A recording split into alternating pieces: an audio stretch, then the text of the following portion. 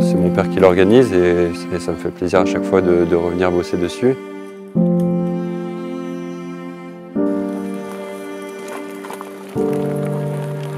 Je pense en fait qu'on est fiers de l'organisation d'une manière générale. En fait, au fur et à mesure des années, c'est toute une organisation qui est mise en place avec des bénévoles qui sont bien impliqués. C'est devenu un peu une famille. Et tous les coureurs aussi nous font des éloges, donc ça c'est toujours plaisant aussi de les avoir.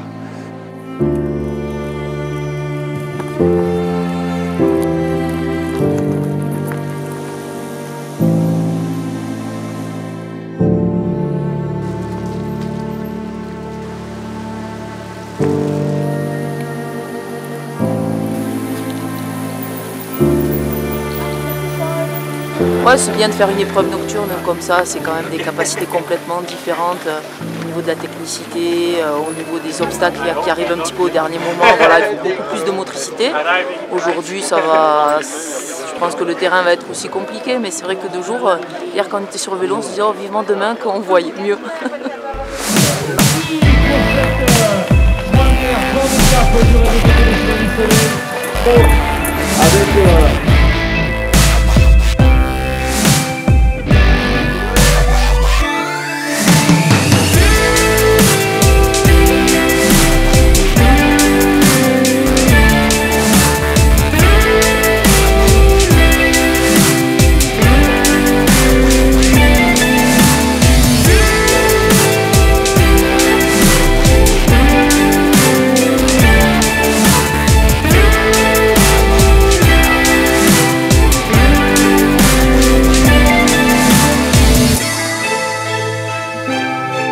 Les chemins du soleil, l'idée c'est d'aller d'un point A à un point B en 3 jours et d'essayer, à mon avis, les organisateurs ils cherchent à trouver les petits singles un peu cachés, de se faufiler un peu dans les reliefs et à passer à des coins où finalement je pense qu'il n'y a pas grand monde qui passe, quoi. L'idée c'est de faire un beau cheminement assez logique, je pense, et toujours essayer d'être dans une idée de nouveaux tracés tous les ans. Donc, quand on vient au chemin du soleil, on est sûr de faire des découvertes vraiment belles. Faites attention, c'est froid ici.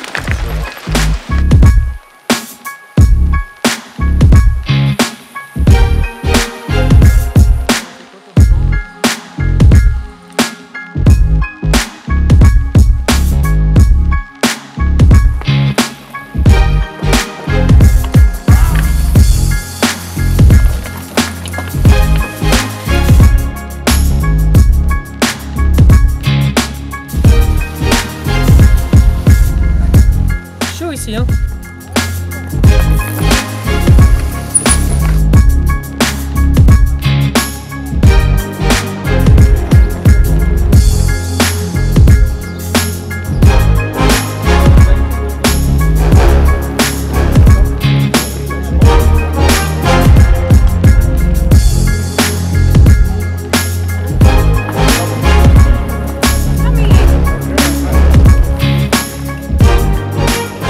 Là pour le moment c'est déjà bien physique.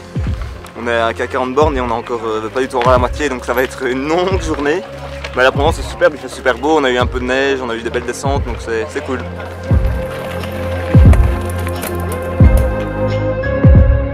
Au niveau du tracé du parcours, c'est reconnu bien en amont de l'événement.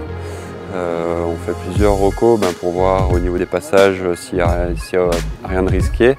Si les propriétaires aussi sont d'accord pour qu'on puisse passer. Après on demande aussi aux mairies s'ils nous autorisent au passage de quand même à peu près 800 coureurs, ce qui n'est pas rien.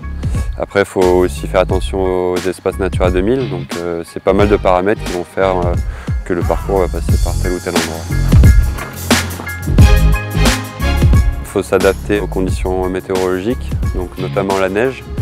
Donc la première étape devait être super sympa, avec notamment le passage à l'aiguille. Et au vu des trop grosses quantités de neige cette année, on a dû refaire une boucle en plus pour les coureurs parce que c'était trop insécuritaire de les faire passer à cet endroit.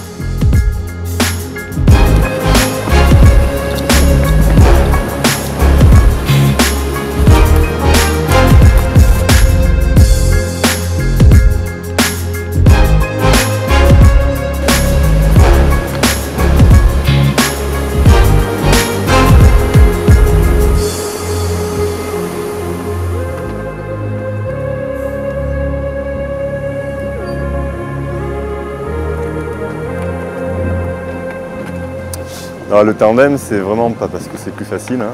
On galère souvent beaucoup plus que les autres.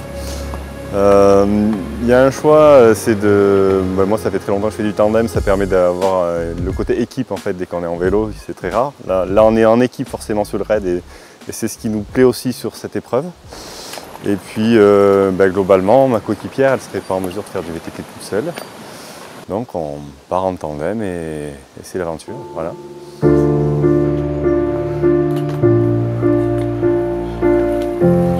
Je suis handicapée sensorielle et je ne pourrais pas faire le raid toute seule. Et donc c'est un copain, mon pilote et mon guide.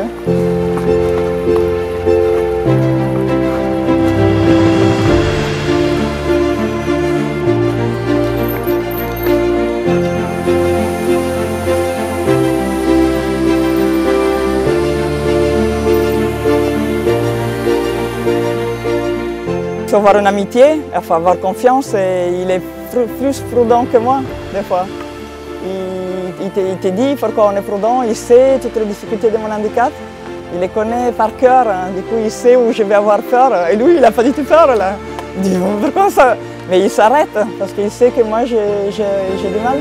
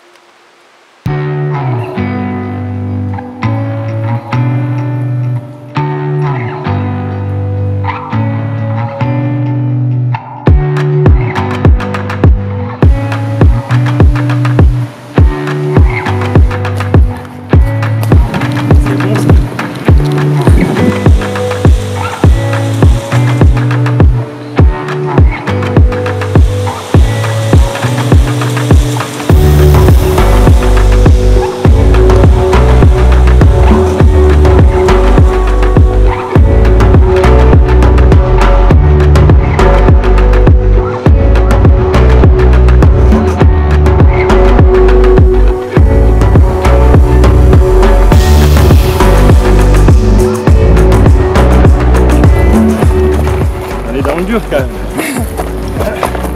On commence pas à attendre l'arrivée. Et toi? Je compte, je vais les mettre. Si elle peut plus parler, c'est mauvais.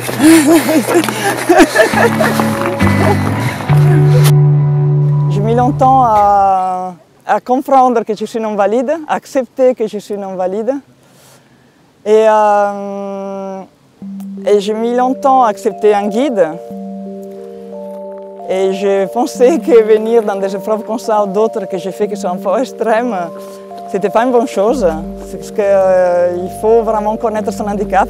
Et moi, j'exagère un peu. J'ai fait comme si je ne l'avais pas, parce que je suis devenue non-valide. Donc plus je suis malade, plus je m'entraîne. C'est ma façon de surmonter ma maladie. Le sport, parce que j'ai fait du sport depuis que je suis une gamine et je n'arriverai pas à aller dans les montagnes. Donc c'est ma façon de survivre.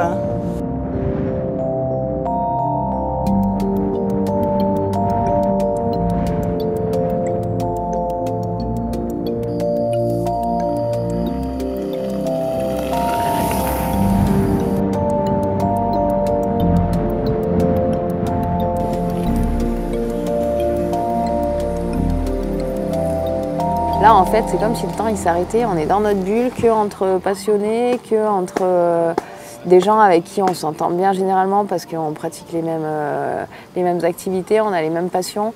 Donc il y a vraiment quelque chose une énergie particulière sur ces courses-là.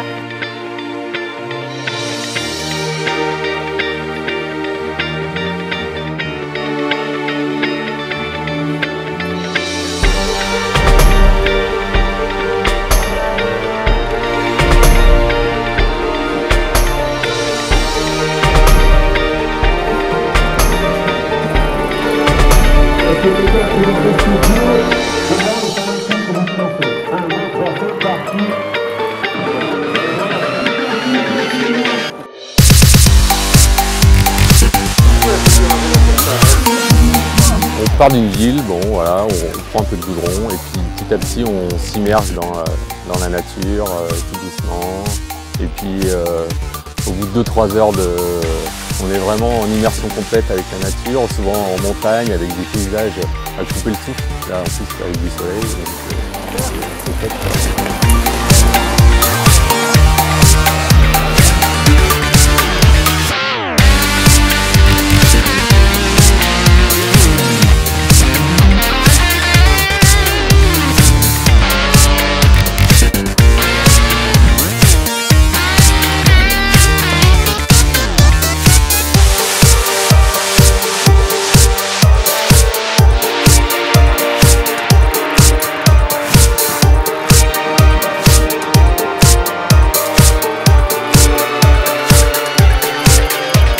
Le parcours, je ne le regarde pas. Hein. La traversée, je ne regarde pas de là où on part jusque là où on arrive parce que des étapes comme hier où on fait 100 km, moi c'est la première fois que je faisais 100 km de vélo en VTT d'affilée et ça m'impressionne à chaque fois, mais en même temps je trouve ça tellement beau de pouvoir faire autant de kilomètres à travers la montagne et d'enchaîner autant de singles, de montées, de descentes. C'est vraiment ce côté, le côté aventure, quoi.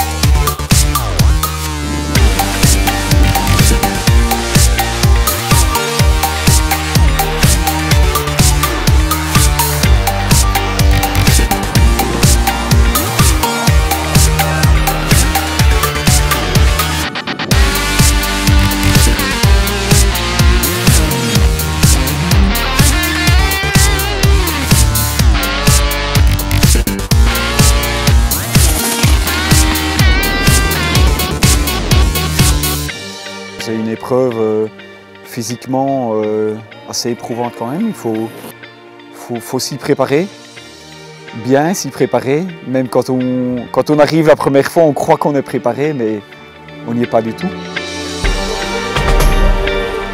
Pourquoi on vient de si loin? Nous, on vient de Belgique, du sud de la Belgique. Chez nous, on n'a pas vraiment d'épreuves sur quelques jours. Et voilà, on aime bien se lancer un peu des défis. Ici, c'est la deuxième année qu'on vient. On a vraiment bien aimé l'année dernière, pourtant en repartant on avait dit qu'on n'y viendrait pas, mais on est quand même revenu.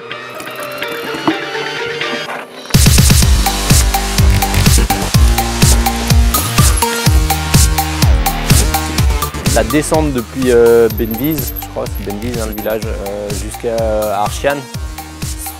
Tu te demandes juste quand est-ce que ça va finir, parce qu'en fait c'est un monotrace qui garde toujours la même orientation. C'est un flanc descendant, mais je sais pas combien de kilomètres ça peut faire. Tu te dis mais où est-ce que ça s'arrête, quoi. Donc ça c'est vraiment cool.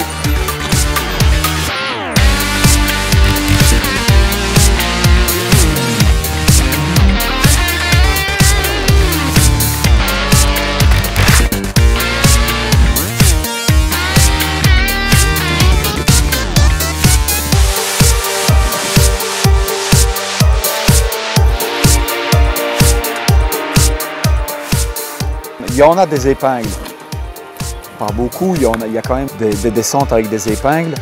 Après, on n'a pas des vélos de descente, on a seulement des fourches, des semi-rigides, donc sans tige de selle télescopique, donc forcément c'est un peu plus dur de prendre des épingles comme ça, mais voilà, on s'en sort, on va un peu moins vite et puis on passe. Hein. Ou on se gamelle.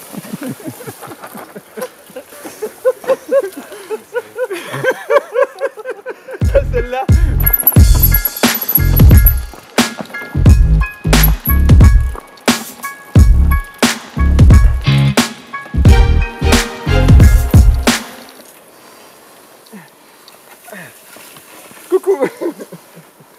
doit être dans le best-of. Best-of des chutes. Ça va, la descente bien? Ouais, très bien. Nickel.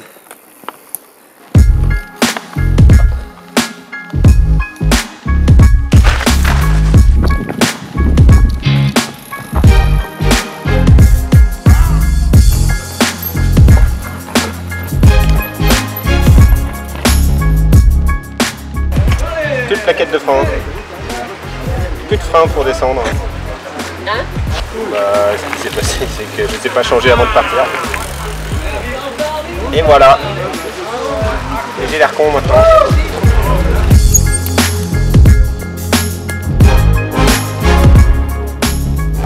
Croiser des routes, hein, on en a pris quelques-unes, mais c'est quand même très anecdotique. On a fait énormément de... voilà, tu passes du Champsaur, après tu bascules dans le Trièvre, tu passes d'un massif à un autre.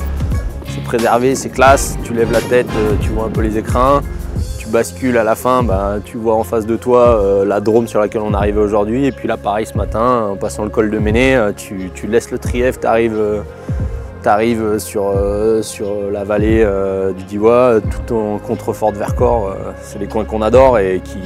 Ouais, c'est vrai que c'est un territoire de fou, quoi.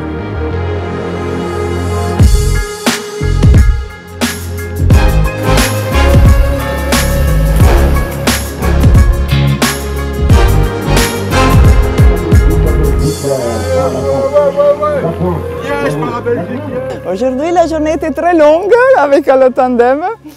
Donc, c'est une épreuve difficile. J'apprends pour demain parce qu'il a dit très engagé 3 fois, Hervé.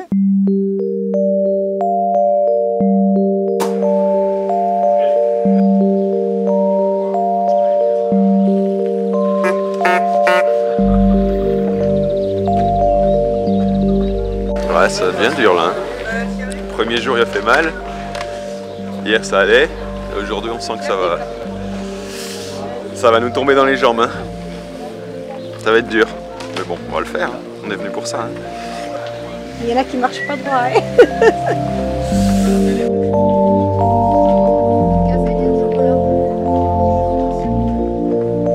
Il fait froid.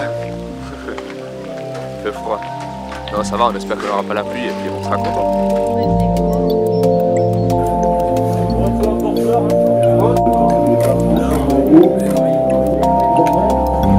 Allez, tous ensemble, vous êtes prêts, tous ensemble. 10, 9, 8, 7, 6, 5, 4, 3, 2, 1, partez.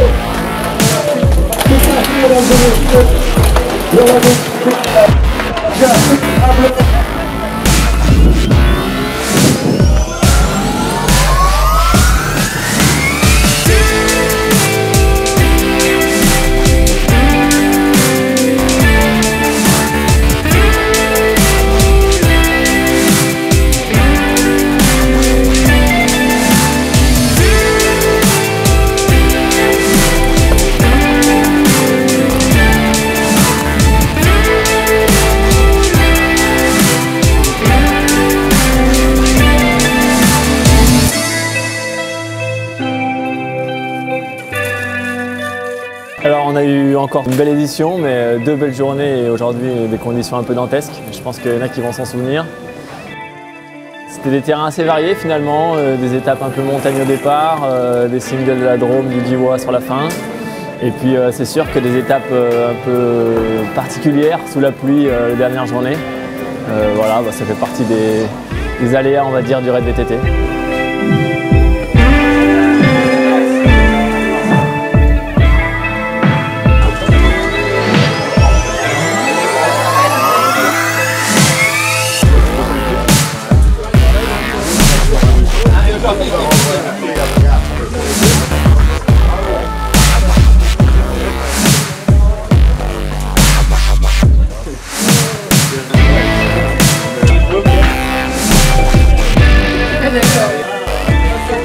Je remercie toute l'organisation, Hervé, Simon, Sylvain, toute l'organisation, les bénévoles, tout le monde, parce que c'est un événement qui est vraiment incroyable.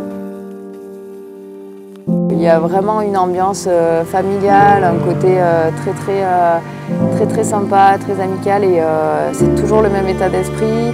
Hervé, il donne toujours le meilleur de lui-même, toujours un plaisir de pouvoir être là avec eux, avec vous. Et voilà, donc je veux vraiment remercier tout le monde et leur dire de continuer parce que je pense que c'est une grosse organisation, un gros stress pour eux aussi. Quand je vois où ils nous font passer, je me dis c'est beau de voir encore des organisations qui osent nous faire passer sur des endroits aussi beaux mais aussi engagés. Donc voilà, bravo à eux, merci et que ça continue encore longtemps.